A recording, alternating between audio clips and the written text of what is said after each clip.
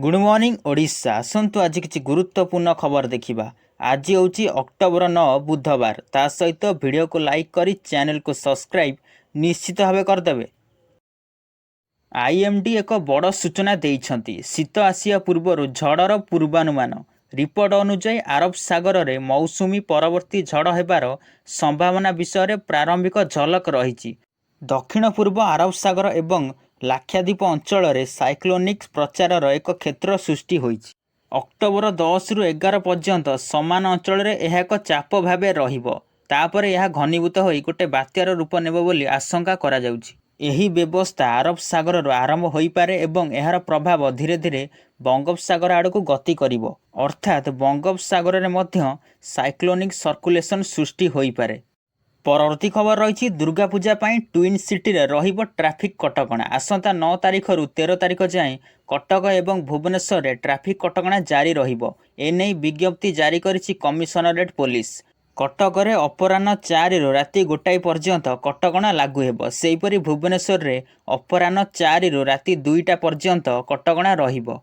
भुवनेश्वर प्रमुख रास्ता रे भारी जान चलाचल संपूर्ण बंद रहिबो। कटक रे भी विभिन्न रास्ता रे जारी होइछि कटकणा।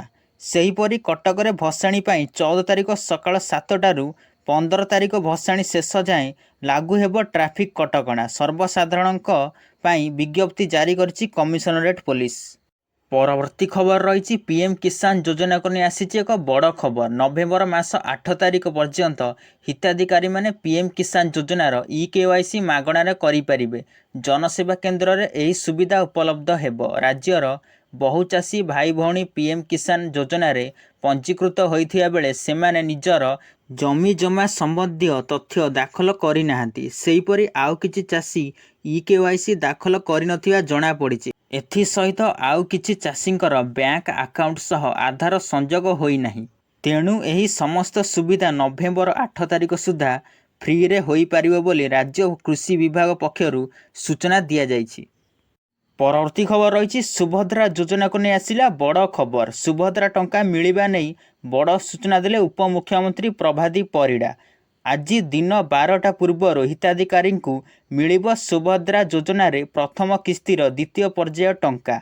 यही पर्याय रे प्राय 35 लाख रु अधिक हिताधिकारी खाता को टंका आसीबो। एने सूचना देइछंती उपमुख्यमंत्री प्रभादी परिडा। वर्तमान पर्यंत कोटिए रु अधिक महिला सुभद्रा योजना रे रेजिस्ट्रेशन करि सारिछंती। सुभद्रांक क्षेत्र पारिपदारे मुख्यमंत्री मोहन माझी द्वितीय पर्याय टंका को प्रदान करिवे। एथिपाई बारिपदारे स्वतंत्र कार्यक्रम आयोजन करा जाइछि। तेबे जेउ योग्य हिताधिकारी एथर भी बाद पड़िबे सेमानकु मार्च 8 तारिख सुधा टंका मिलिबो।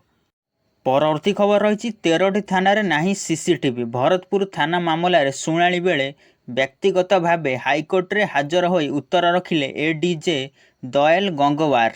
हाइकोर्ट रे भरतपुर थाना मामलार शुणाणी बेले से एही तथ्य देइछंती।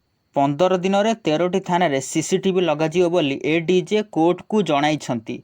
15 दिन रे सबु थानार सीसीटीवी कनेक्शन एसपी ऑफिस रे रहिबो। एहा द्वारा एसपी निजे सबु थानार स्थिति देखि पारिबे। सेना अधिकारी को थाना रे पुलिस व्यवहार नहीं एसओपी जारी हेबो बोली से सूचना देइछंती। नवेम्बर 12 रे मामलार परवर्ती शुणाणी हेबो। परवर्ती खबर रही मुख्यमंत्री मोहन चरण माझी आज नवनियुक्त 284 जन प्रार्थी को नियुक्ति पत्र प्रदान करेंगे। भुवनेश्वर लोकसभा भवन में आयोजित होबाकु थिबा एक स्वतंत्र उत्सव रे मुख्यमंत्री नियुक्ति पत्र बंटन करेंगे। नियुक्ति पत्र पाइबाकु थिबा प्रार्थी शक्ति विभाग, स्वास्थ्य और परिवार कल्याण एवं ओडिशा खनि निगम पाई मनोनीत होइछंती। निकटरे मुख्यमंत्री मोहन चरण माझी 19,009 जन घनिष्ठ शिक्षक को नियुक्ति पत्र प्रदान करथिले। राज्य में बीजेपी सरकार क्षमता को आसिया पर प्रथम थर पर एते संख्यक नियुक्ति पत्र एककालीन प्रदान करा जाइछि।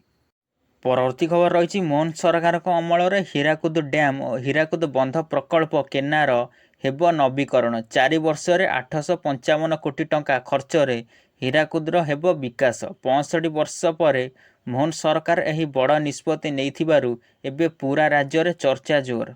हीराकुद जलसेचित अंचलर संबलपुर, बरगढ़, सोनपुर और बलांगीर चाषी खरीफ और रबी ऋतु रे जलसेचन सुविधा पाइछंती। ଡ୍ୟାମ୍ର ଜଳସେଚନ କେନାଲ ଯାହାକି ବରଗଡ଼ ମୁଖ୍ୟ କେନାଲ, ଶାସନ ମୁଖ୍ୟ କେନାଲ ଓ ଅନ୍ୟାନ୍ୟ ଟ୍ରିଷ୍ଟିଂ ବ୍ୟାଟେରୀ କେନାଲ ବହୁ ବର୍ଷ ହେବ ଜରାଜୀର୍ଣ୍ଣ ଅବସ୍ଥାରେ ଥିବାବେଳେ ଏହାର ଫଲ୍ ସିଟି ଆଉଟ୍ ଲେଟର ଆଦି ନବୀକରଣ ହେବ।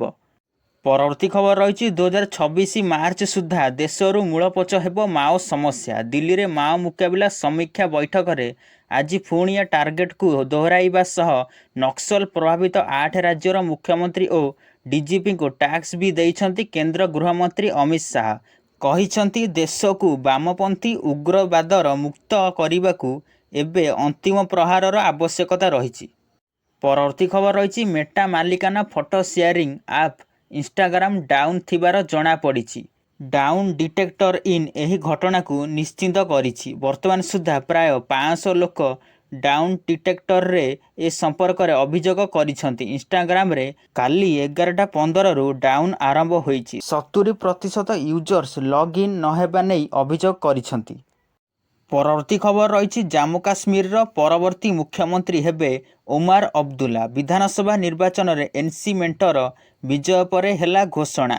ଶ୍ରୀନଗରରେ ଘୋଷଣା କଲେ ଏନ୍ସି ମୁଖ୍ୟ ଫାରୁକ ଅବଦୁଲ୍ଲା। ଧାରା 370 ଉଚ୍ଛେଦ ପରେ ଜାମ୍ମୁ କାଶ୍ମୀରରେ ହୋଇଛି ପ୍ରଥମ ବିଧାନସଭା ନିର୍ବାଚନ।